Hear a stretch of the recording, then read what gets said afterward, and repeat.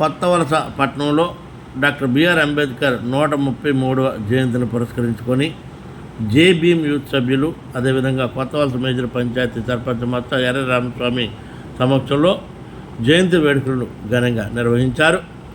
ముందుగా జంక్షన్లో గల డాక్టర్ బిఆర్ అంబేద్కర్ విగ్రహానికి పూలమాలలు వేసి నివాళులర్పించారు.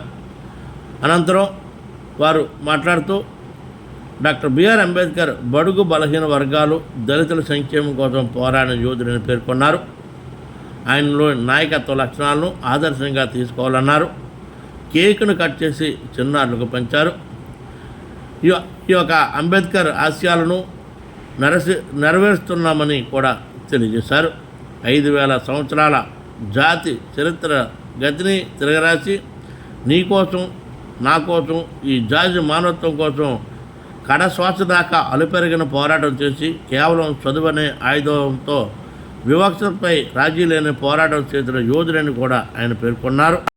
దేశానికి, దేశ ప్రజానీకానికి గొప్ప సేవలు అందించిన మహాన్ యోధుడు డాక్టర్ బిఆర్ అంబేద్కర్ అని కొనియాడారు. ఈ కార్యక్రమంలో కొత్తవలస మేజర్ పంచాయతీ సర్పంచ్ మత్త ఎర్ర రామస్వామి, శృంగవరపుకోట నియోజకవర్గం బహుజన సమాజ్ వారి అధ్యక్షుడు బోని రాంబాబు, అదేవిధంగా సంత మార్కెట్ జేబీఎం యూత్ సభ్యులు, అదేవిధంగా వివిధ వార్డు మెంబర్లు, అంబేద్కర్ అభిమానులు, విద్యార్థులు పెద్ద ఎత్తున పాల్గొని విజయవంతం చేశారు.